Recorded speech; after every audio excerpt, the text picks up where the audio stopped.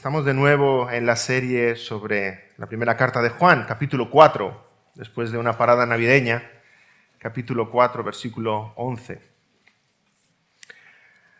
A modo de introducción, comentar que sabéis que de tanto en tanto tengo que viajar a Estados Unidos, incluso con mi familia vivimos un tiempo allí. Una de las cosas que me siguen sorprendiendo cuando voy a Estados Unidos es un letrerito que a veces encuentras en algunos centros comerciales, aeropuertos, que dice refugio para tornados.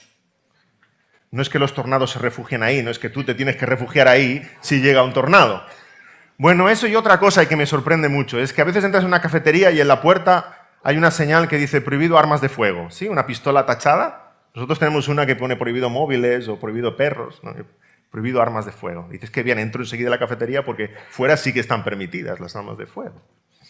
Pero esa de tornados me sigue sorprendiendo. Cuando ves en un aeropuerto una señal con un pequeño tornado dibujado y dice refugio para tornados. Cada vez que veo ese pequeño tornado dibujado me acuerdo de la película El Mago de Oz. ¿La habéis visto seguramente? Esa jovencísima Judy Garland interpretando a Dorothy, esa niña de un pueblecito de Kansas. Cómo llega un tornado y el tornado empieza a llevarse todas las cosas para arriba, se lleva su casa también con ella dentro. Y a medida que el tornado va dando círculos y subiendo, Dorothy ve otras cosas dentro del tornado y ve pasar un árbol, y ve pasar una casa, y ve pasar un gallinero, y una señora haciendo ganchillo, y una vaca, y otra vez el árbol de antes, otra vez la casa de antes, dos señoras, una vaca de nuevo, dos hombres en una barca, otra vez la vaca, y a medida que va ascendiendo, dado círculos y subiendo, nuevas cosas va trayendo el tornado y va subiendo y subiendo hacia arriba, hasta que al final la casa donde está Dorothy cae en tierra y de forma maravillosa está en el reino de Oz. No sigo la película, para que vosotros la veáis. Todo esto para ilustrar que de algún modo esta es la forma en que Juan nos está haciendo entrar en su carta. Y esta es la forma de pensar de Juan el apóstol. Desde que hemos empezado esta primera carta de Juan nos sentimos dentro de ese tornado en el que Juan nos está llevando en esa forma de pensar hebrea, circular, ¿verdad? No es la nuestra lógica lineal, circular, presentando argumentos y nos va llevando en círculos hacia arriba y cuanto más ascendemos va entrando nuevos elementos, nueva doctrina, pero ¿cómo la va relacionando toda? Nos sentimos ascendiendo en ese tornado del apóstol Juan. A lo mejor hay un nuevo tornado en Estados Unidos esta semana y le llaman el tornado del apóstol Juan. ¿Quién sabe? Y a medida que sube esos pensamientos, esas ideas cada vez más grandes, cada vez más excelsas, nos va adentrando dentro de la forma de pensar del reino de los cielos. Juan nos habla de lo que ha visto, nos habla de la comunión fraternal, nos habla de andar en luz, nos habla de alejarnos de las tinieblas, nos habla de no amar al mundo, nos habla del peligro de los falsos hermanos, del peligro de los anticristos, nos habla de que tenemos el Espíritu de Dios, que el que practica el pecado no es de Dios, que el que es de Dios no está en pecado, y a partir de este capítulo 3 que dejamos atrás, introduce el tema del amor, pero en conexión con todo lo anterior. El amor de Dios por nosotros, cómo se refleja ese amor en amor fraternal. Pero conectado con todo lo anterior. Juan introduce un tema nuevo, pero sigue relacionado con todo lo que nos ha dicho hasta ahora. Introduce el tema del amor y es conocida esta primera carta de Juan como la carta del amor, porque es un tema central, sobre todo capítulos 3 y 4. Y dice que el que es de Dios ama. Y dice que debemos amarnos como Él nos amó. Y dice que el que ama, en verdad, es nacido de Dios, porque Dios es amor. Porque Dios envió a su Hijo en propiciación por nuestros pecados. Y antes de leer el pasaje que nos corresponde hoy, vamos a leer los versículos anteriores. Capítulo 4, versículos 8 al 10, que resumen el Evangelio de una forma tremenda, sublime. Primera de Juan 4, 8 al 10. El que no ama no ha conocido a Dios, porque Dios es amor. En esto se mostró el amor de Dios para con nosotros, en que Dios envió a su Hijo unigénito al mundo para que vivamos por Él. En esto consiste el amor, no en que nosotros hayamos amado a Dios, sino en que Él nos amó a nosotros y envió a su Hijo en propiciación por nuestros pecados. Estamos ascendiendo a la parte más alta de ese tornado. Estamos casi concluyendo esta carta de Juan. Y este tema central ahora mismo es el amor, pero Juan conecta el tema del amor con todos los temas que nos ha expuesto antes. Y esta tremenda afirmación, versículos 8 al 10, de lo que Dios ha hecho, necesariamente nos mueve como cristianos. Estos versículos 8 al 10 describen qué es lo que Dios ha hecho. Ha entregado a su Hijo Jesucristo en nuestro lugar. Y esta afirmación nos lleva necesariamente a la acción. Porque, hermanos, los cristianos no somos solamente gente intelectual. Si nos acercamos a la palabra de forma intelectual, nunca nos va a mover a hacer nada. Sencillamente producirá algunos cambios en nuestras neuronas. Tampoco somos místicos, que nos gusta contemplar el tema del amor. ¡Ay, qué grande el amor de Dios! Y solamente produce en nosotros sentimientos. Somos cristianos que amamos porque Dios nos ha amado y amamos con el mismo amor con que Dios nos ha amado a nosotros. Y ahí se ve que la iglesia es verdadera y que es de Dios. Y a esto se refiere Juan en estos versículos en los que vamos a meditar en esta mañana. Versículos 11 al 16. Dice así: Amados, si Dios nos ha amado así, debemos también nosotros amarnos unos a otros. Nadie ha visto jamás a Dios. Si nos amamos unos a otros, Dios permanece en nosotros y su amor se ha perfeccionado en nosotros. En esto conocemos que permanecemos en Él y Él en nosotros, en que nos ha dado de su Espíritu. Y nosotros hemos visto y testificamos que el Padre ha enviado al Hijo, el Salvador del mundo. Todo aquel que confiese que Jesús es el Hijo de Dios, Dios permanece en Él y Él en Dios. Y nosotros hemos conocido y creído el amor que Dios tiene para con nosotros. Dios es amor, y el que permanece en amor, permanece en Dios y Dios en Él. Hay muchas cosas hermosas. Podríamos no solamente tener un sermón, sino unos cuantos sobre este pasaje. Pero de las primeras cosas que nos llama la atención es cómo empieza Juan. Amados, si Dios nos ha amado así, debemos también nosotros amarnos. Es una orden de parte de Dios. Debemos amarnos los unos a los otros. Tristemente, cuando observamos mucho del cristianismo hoy en día, parece que es un cristianismo consumista, que solamente se acerca a Dios para exigirle a Dios. Dios, tú debes.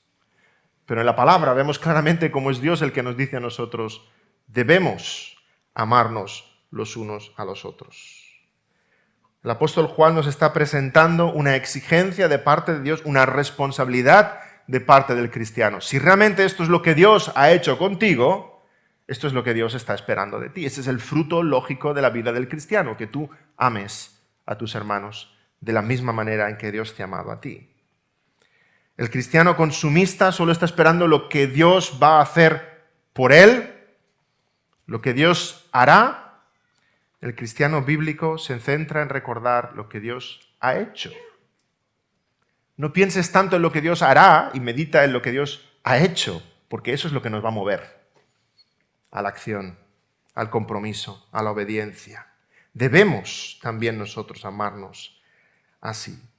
Y es tremenda la afirmación de Juan en estos pasajes. Si nos amamos, versículo 12, Dios permanece en nosotros.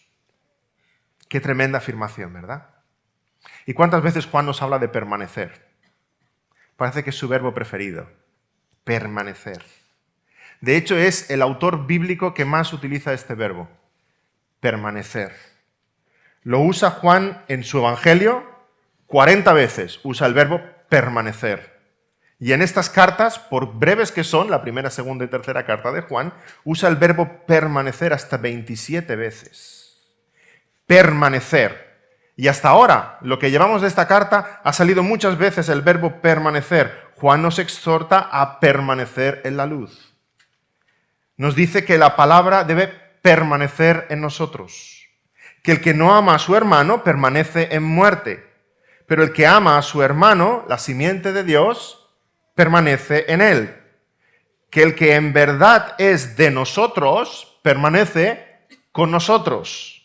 Que hemos de permanecer en el Hijo y en el Padre.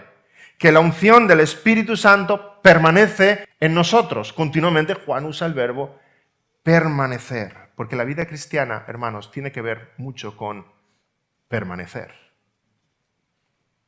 No podemos ser cristianos un día o dos. No puede ser algo emocional que nos embriaga por un momento. La palabra de Dios describe la vida cristiana como un permanecer. Yo soy la vid y vosotros los pámpanos, dice el Señor. El que permanece en mí, el que permanece en mí. Recordamos la parábola del sembrador. Hay semilla que cae en el camino y no permanece. Hay semilla que cae entre pedregales y parece que crece, pero no tiene raíz y no permanece. Hay semilla que cae entre la cizaña y parece que crece, pero la cizaña la ahoga y no permanece. Pero la que cae en buena tierra permanece y da fruto en abundancia. Juan nos está recalcando que hay algunos que se llaman cristianos y salen de entre nosotros para mostrar que nunca fueron de nosotros, pero que la vida cristiana en su relación con Dios tiene que ver con permanecer. El verdadero cristiano permanece y echa raíces y da fruto en abundancia para gloria de Dios. Pero Juan quiere elevar nuestro pensamiento todavía más. Y en este pasaje el énfasis es otro. Aunque Juan habla mucho de permanecer en toda su carta, ahora no nos está hablando tanto de nosotros permaneciendo en la luz o en la verdad, está introduciendo un concepto que es tremendo. Nos está hablando de que es Dios el que permanece. Es Dios el que permanece. Dios permanece en nosotros. Dios está en nosotros. Dios mora con nosotros. Dios habita entre nosotros. Dios se muestra de forma presente, continua, evidente, palpable entre su pueblo, en su iglesia. Nosotros permanecemos en la verdad, permanecemos en la luz. Dios permanece en nosotros. Dios permanece en nosotros y nosotros permanecemos en Dios. De nuevo, como esa vid y esos pámpanos íntimamente ligados, unidos. Y en este pasaje Juan nos presenta 4 evidencias que nos están diciendo que nosotros permanecemos en Dios y Dios permanece en nosotros. 4 evidencias en este hermoso pasaje. La primera, ya la hemos mencionado y aparece en el versículo 12, la evidencia del amor de Dios. Allá donde está el amor de Dios, Dios está presente. Y el énfasis en toda esta sección es el amor de Dios. Pero este tema ya viene de atrás. Si miráis el versículo 7, dice Juan, amémonos unos a otros porque el amor es de Dios. Todo aquel que ama es de Dios y conoce a Dios. Pero ahora Juan es incluso más enfático. Versículo 11, debemos también nosotros amarnos unos a otros. Así que la primera evidencia que Juan nos presenta de la presencia de Dios entre nosotros es que el amor de Dios está entre nosotros. Y como Juan tiene esta forma de pensar circular, ¿verdad? El primer argumento va a ser también el último. Versículo 12. Si nos amamos unos a otros, Dios permanece en nosotros. Versículo 16. El que permanece en amor, permanece en Dios y Dios en él. Esta sección empieza con el amor de Dios, acaba con el amor de Dios. El amor de Dios produce tal cambio y tal nueva naturaleza en el cristiano que el cristiano empieza a amar tal como Dios ama. Amar a sus hermanos, amar a su iglesia. Hermanos, si esa doctrina tan popular, esa doctrina psicológica de la autoestima que tenemos en la sopa en nuestra cultura, fuera verdad, este sería el mejor sitio de la Biblia para sacarlo a relucir. Este sería el mejor sitio de la Biblia para que Juan nos enseñara sobre la autoestima.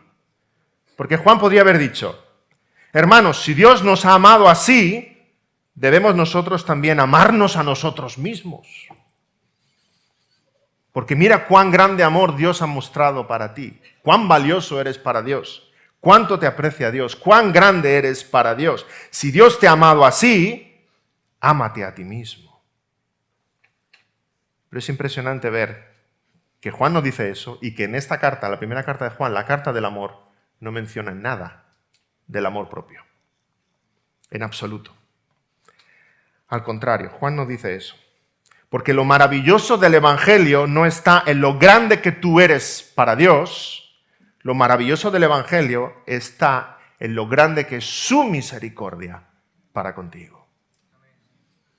El gran esfuerzo de Dios por venir a rescatarte no está en lo muy precioso que tú eres, sino en lo muy grande que era tu transgresión. Lo muy grande que era tu rebelión. Lo muy grande que era tu pecado. Así de grande tuvo que ser el precio pagado en la cruz. Lo hermoso del Evangelio, la perla de gran precio, el tesoro escondido, no eres tú. Es Cristo. Es su sangre. Es su plan de rescate en nuestro favor.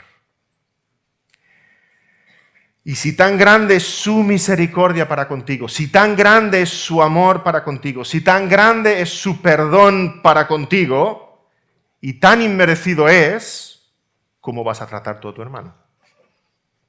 ¿Cómo vas a tratar tú a tu hermano? ¿No lo tratarás de la misma manera como Dios te ha tratado a ti? Si en verdad conoces tu transgresión y en verdad conoces su gracia, ¿no vas a tener ese mismo perdón y esa misma gracia para con tu hermano?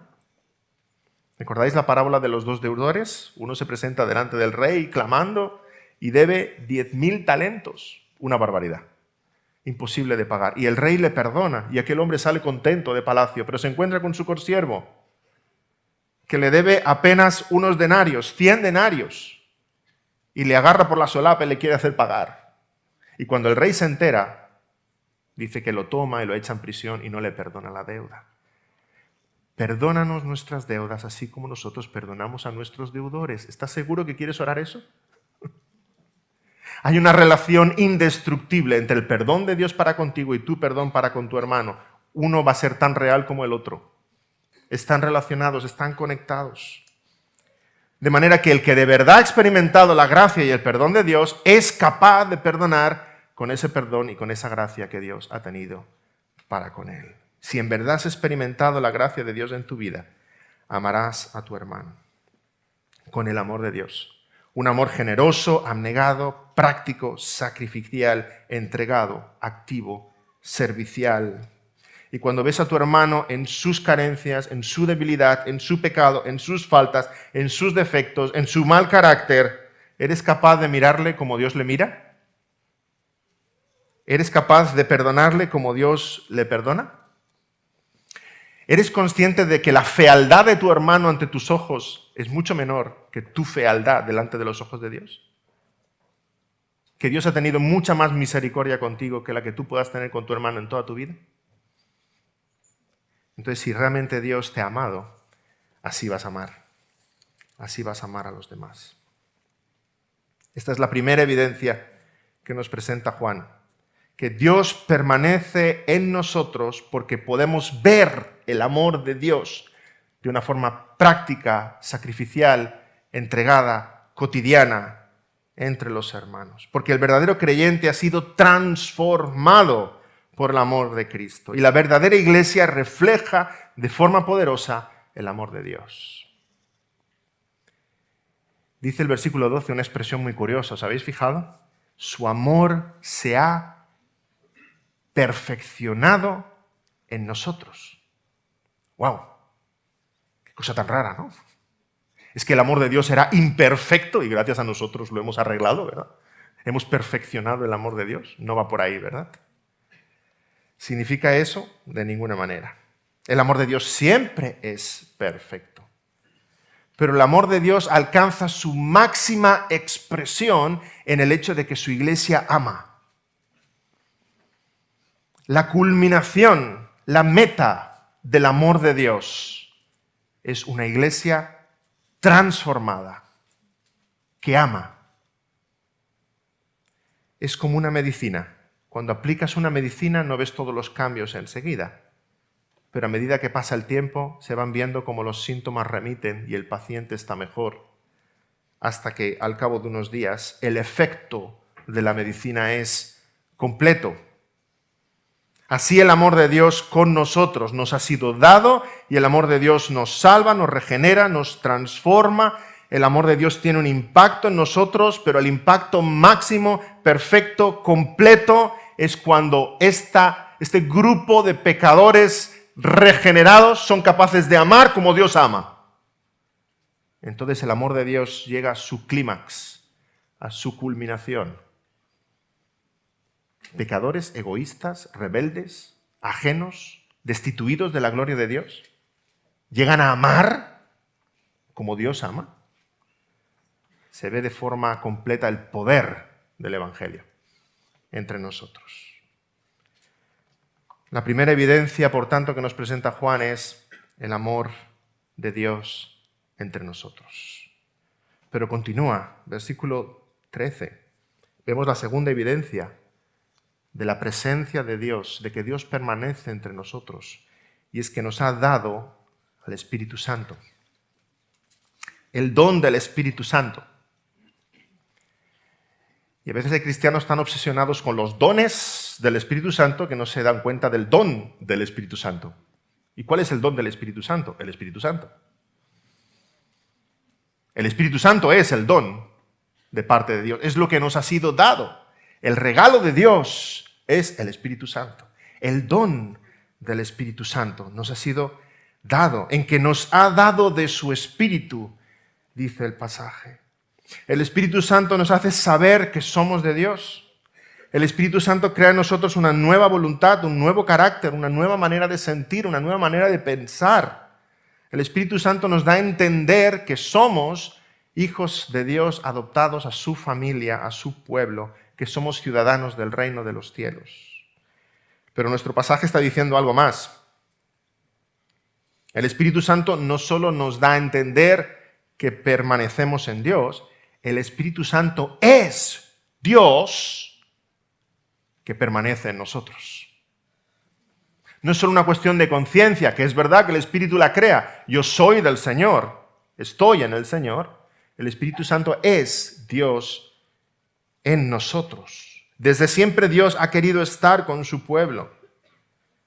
Cuando Dios nos visitó en forma de fuego tantas veces, su presencia, la Shekinah, la gloria de Dios, fuego consumidor. ¿Recordamos esa zarza que ardía? Y desde allí, esa zarza que ardía y no se consumía, una voz que habló con Moisés. ¿Recordamos la columna de fuego que guiaba al pueblo de Israel a través del desierto?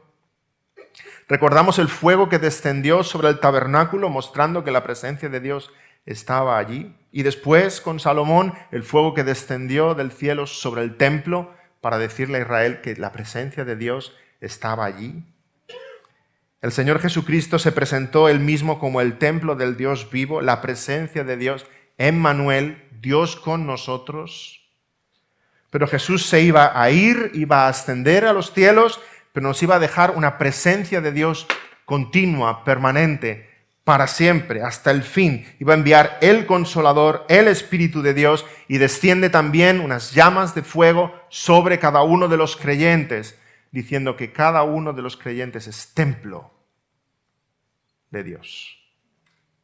Hemos leído antes en Hechos capítulo 2. Y se les aparecieron lenguas repartidas como de fuego, asentándose sobre cada uno de ellos, y fueron todos llenos del Espíritu Santo.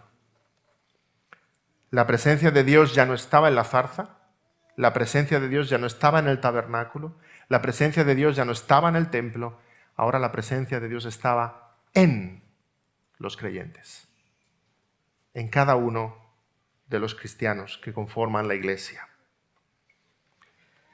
Así que Dios ha hecho de nosotros su templo, su habitación, su tabernáculo. Y esto lo sabemos en que nos ha dado de su Espíritu. Nos ha dado su Espíritu en nosotros. La tercera evidencia que encontramos, versículo 14. Tercera evidencia de que Dios permanece en nosotros es el testimonio que damos del Hijo. El testimonio que damos del Hijo. Y nosotros hemos visto y testificamos que el Padre ha enviado al Hijo, el Salvador del mundo. Todo aquel que confiese que Jesús es el Hijo de Dios, Dios permanece en él y él en Dios. Allá donde se testifica el testimonio del Hijo, de quién es el Hijo, Dios está presente.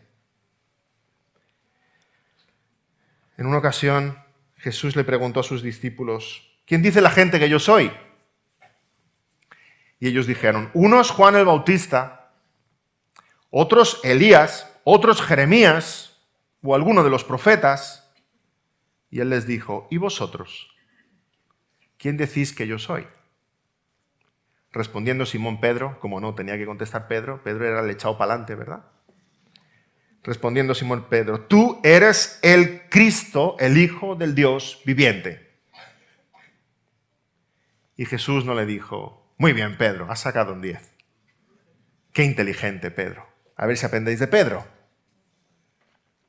¿Cómo se nota que has meditado en las Escrituras? No le dijo eso, ¿verdad? Le dijo Jesús, bienaventurado eres, Simón, hijo de Jonás, porque no te lo reveló ni carne ni sangre, sino mi Padre que está en los cielos. Está diciendo, Pedro, eso que acabas de pronunciar, no hay un ser humano que te lo pueda enseñar. Eso que acabas de pronunciar, esa afirmación sobre la divinidad de Cristo, el Hijo de Dios, el Hijo del Dios viviente. Eso que acabas de decir, el Padre te lo ha enseñado. El Padre te lo ha revelado. Asimismo, cuando Felipe le explica al eunuco de Candace que Isaías está hablando del Mesías y que es Cristo Jesús, y el etíope le pide el bautismo, aquí hay agua, ¿qué impide que yo sea bautizado? Felipe le dice, si crees de todo corazón, bien puedes. Y miremos la afirmación del etíope. Creo que Jesucristo es el Hijo de Dios. Esto es mucho para alguien que conocía las Escrituras. Creo que Jesucristo es el Mesías. Dice Juan que en estos versículos testificamos que el Padre ha enviado al Hijo, testificamos que Jesús es el Salvador del mundo, testificamos que Él es el Hijo de Dios, testificamos esto, y el que testifica esto sabe que es Dios el que le hace testificar esto. De manera que si esta es tu profesión de fe, no es porque te lo haya enseñado carne o sangre, es porque el Padre habita en ti y te ha enseñado esta verdad. El que testifica esto sabe que Dios permanece en él y él permanece en Dios. Y nosotros, como somos buenos teólogos y nos gusta la doctrina, a lo mejor estamos mirando esta afirmación y decimos, ay, pero afirmar esto es muy poquito, ¿no? Es una confesión de fe muy pequeñita. Creo que Jesucristo es el Hijo de Dios. O la de Pedro, tú eres el Cristo, el Hijo del Dios viviente. Hermanos, gracias a Dios no somos salvos por nuestra doctrina, como tampoco somos condenados por nuestra mala doctrina. Y no voy a decir que la doctrina no sea importante. Hemos de ser cristianos bíblicos. Hemos de aprender la doctrina y hemos de aplicar la doctrina porque nos va a enseñar a vivir en santidad y para la gloria de Dios. En muchos círculos evangélicos se dice, eso no es prioritario, eso no es importante para la salvación. Es que lo más importante no es tu salvación. Te equivocas si juzgas los temas según lo que sirve para salvación o no. Lo más importante no es tu salvación, es la gloria de Dios. Entonces, todo aquello que afecte a la gloria de Dios es importante. Es importante. Ahora, nos está diciendo estos pasajes que confesar quién es Cristo Jesús, su divinidad, y en la misión que vino a cumplir, que Él es el Salvador y es mi Salvador, eso es imprescindible para la salvación. Eso es imprescindible para la salvación. No es gracias a nuestra doctrina y nuestra buena doctrina que somos salvos, es gracias a la sangre del Cordero clavado en la cruz del Calvario que somos salvos. Pero si confiesas estas palabras, no las has confesado tú por tu propia inteligencia y tu capacidad, las has confesado porque es Dios, el Padre, que te lo ha revelado y ha producido esa voluntad en ti.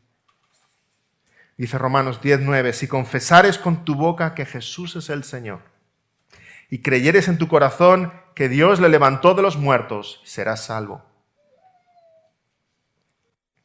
El testimonio que damos acerca del Hijo es evidencia de la presencia de Dios en nosotros. Cuando testificas de Jesucristo, lo que dices no proviene de tu inteligencia, de tu conocimiento, de tu capacidad.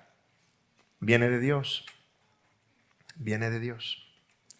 En Pentecostés, como hemos leído, la iglesia recibe el Espíritu Santo. ¿Y qué es lo primero que hace la iglesia? Testificar. Decir, predicar sobre el Hijo.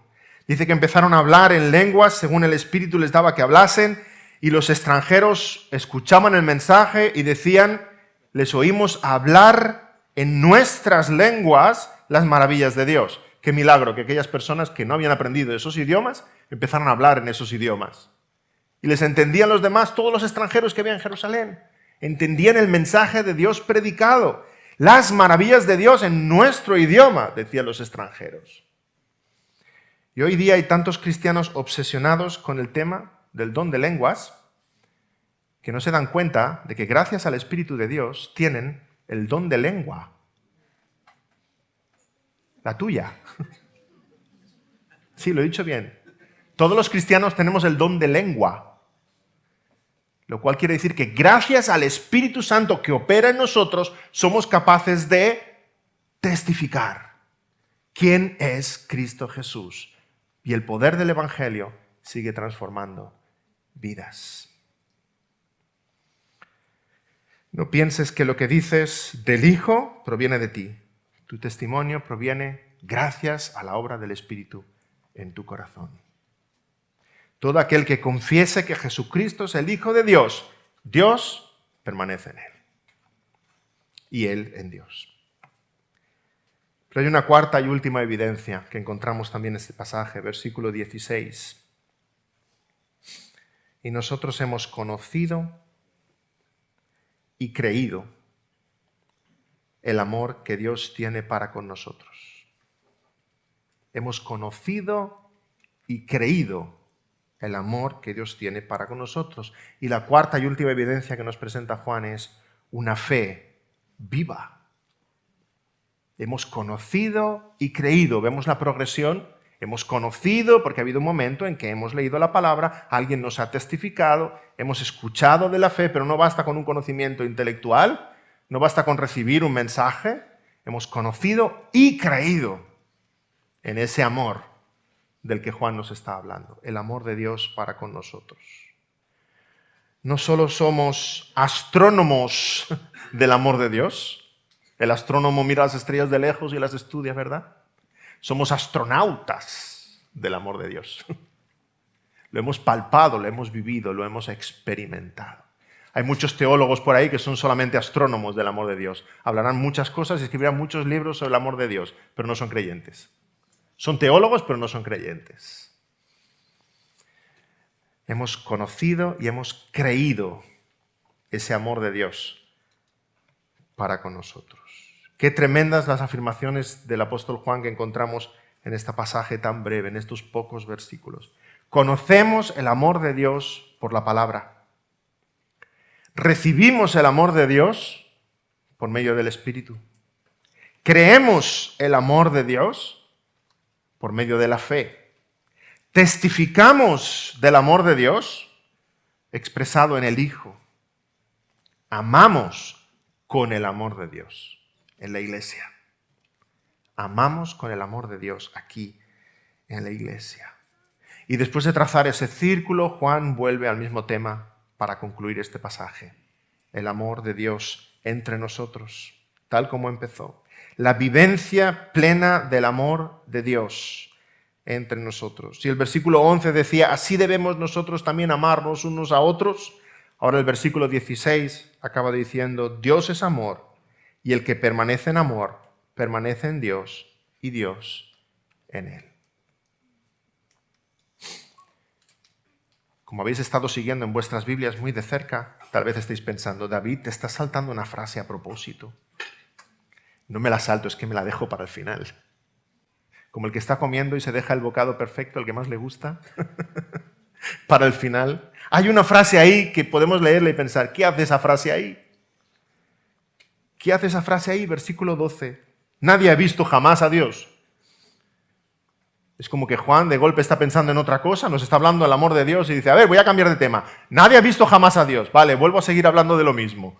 Y dice, Juan, ¿qué te pasa? ¿Por qué escribes esa frase ahí? Nadie ha visto jamás a Dios. ¿Qué tiene que ver con todo lo que estamos hablando? Si estás hablando del amor, estás hablando del Espíritu, estás hablando del testimonio, estás hablando de la fe, ya sabemos, Juan, ya sabemos que a Dios nadie le ha visto jamás. Es un tema que vemos en toda la Escritura. ¿Recordáis a Moisés que le pidió a Dios ver su gloria? Y Dios le dijo, no podrás ver mi rostro porque no me verá hombre y vivirá.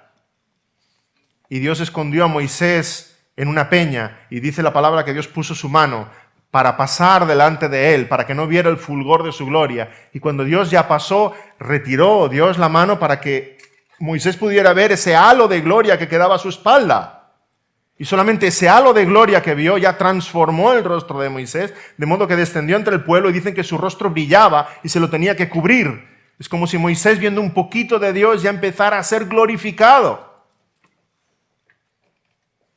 Felipe también le dijo al Señor, muéstranos al Padre y nos basta. Caramba, Felipe, qué pidón. Con eso me conformo, solo muéstranos al Padre. No casi nada, ¿verdad? Ya nos basta, ya me quedo contento. Y el Señor que le dijo, Felipe, ¿tanto tiempo hace que estoy entre vosotros y no me has conocido? El que me ha visto a mí, ha visto al Padre. ¿Cómo pues dices tú, muéstranos al Padre? Al Hijo es lo que vamos a ver del Padre. Al Hijo. Escribe también el apóstol Juan en su Evangelio, Juan 1:18. A Dios nadie le vio jamás. El unigénito Hijo que está en el seno del Padre, Él le ha dado a conocer. Y de nuevo el apóstol Pablo en 1 Timoteo 6:16 nos dice que Dios es el único que tiene inmortalidad, que habita en luz inaccesible, a quien ninguno de los hombres ha visto ni puede ver. Ya lo sabemos, Juan, a Dios nadie le ha visto jamás. El Señor Jesucristo le ha dado a conocer. El Hijo eterno de Dios le ha dado a conocer. Eres Dios con nosotros. Pero ¿por qué dice Juan esto aquí en un pasaje sobre el amor? Juan nos dice que a Dios nadie le ha visto jamás. ¿Podemos volver a leer el versículo 12? Esta vez sin puntos ni comas. No os preocupéis, los puntos y las comas no están inspirados, no están en los manuscritos originales. El Nuevo Testamento y el Antiguo está escrito sin puntos y comas. Vamos a leer el versículo 12 de Tira y creo que nos dará un poco más de luz. Dice así, nadie ha visto jamás a Dios. Si nos amamos unos a otros, Dios permanece en nosotros y su amor se ha perfeccionado en nosotros. ¿Nos damos cuenta de lo que está diciendo Juan? Algunos traductores incluso se atreven a poner un pero. De siguiente manera, nadie ha visto jamás a Dios, pero si nos amamos unos a otros, Dios permanece en nosotros. ¡Wow! Sí, tiene mucha relación lo que Juan está diciendo. Nadie ha visto a Dios jamás, pero el mundo va a ver a Dios en vosotros, en el hecho de que os amáis unos a otros. Nadie ha visto a Dios jamás, pero Dios habita en el creyente. Nadie ha visto a Dios jamás, pero el Espíritu Santo transforma, renueva, regenera, cambia, forma el carácter del Señor Jesucristo en ti y en mí. Nadie ha visto a Dios jamás, pero la iglesia está llena de pecadores redimidos, transformados, gente egoísta que ahora puede amar con el amor que Dios tuvo por ellos. Nadie ha visto a Dios jamás, pero aquellos que tenían una deuda con Dios han sido perdonados y ahora pueden perdonar de la misma forma en que fueron perdonados. Nadie ha visto a Dios jamás, pero el cristiano dice con el apóstol Pablo, ya no vivo yo, ahora vive Cristo en mí. Nadie ha visto a Dios jamás, pero el Señor Jesús, que dijo, soy la luz del mundo, ahora nos dice, vosotros sois la luz del mundo. Nadie ha visto a Dios jamás, pero hermanos, qué responsabilidad y qué privilegio saber que en medio de las tinieblas, cuando el mundo mira a la iglesia, ve el reflejo de lo que Dios es. Ve ese amor de Dios perfeccionado entre nosotros. No es algo teórico, es algo auténtico. Cuando vivimos el Evangelio en su plenitud, Dios está presente entre nosotros, sus hijos. Nadie ha visto a Dios jamás. Él se hace visible a través de su iglesia, su cuerpo, su esposa amada, aquí en la tierra. Jesús dijo, yo estoy con vosotros hasta el fin del mundo. Y lo dijo de una forma real, presente, práctica, cotidiana. Él está entre nosotros. La gente puede oír el mensaje que predicamos, pero más aún puede ver el mensaje que predicamos. Quisiera acabar con una cita de Leonard Ravenhill que dice, una zarza ardiente atrajo a Moisés. Una iglesia ardiente atraerá al mundo para que por medio de ella puedan oír la voz del Dios viviente. Amén. Vamos a orar. Señor, gracias por tu obra en nosotros. Gracias por este tremendo milagro, Señor, de que un puñado de pecadores rebeldes como nosotros, con tu Espíritu tú hayas producido tal cambio, tal transformación. Tú nos hayas convencido de nuestra miseria y nuestro pecado. Tú hayas conducido nuestros pasos hasta los pies de la cruz, Señor. Cuánta gratitud hay en nuestros corazones, porque no es por nosotros, no es por nuestras obras, no es por nuestros méritos. Tú no viste nada en nosotros hermoso. Lo único hermoso eres tú. Señor, gracias por redimirnos y por formar tu iglesia, tu pueblo, tu rebaño, de todos aquellos que has recogido, de esas ovejas que han escuchado tu voz y han acudido hacia ti, Señor. Tú nos has congregado para ahora ser embajadores en este mundo, para ser representantes tuyos, de tu carácter, de tu virtud, para anunciar las virtudes de aquel que nos llamó.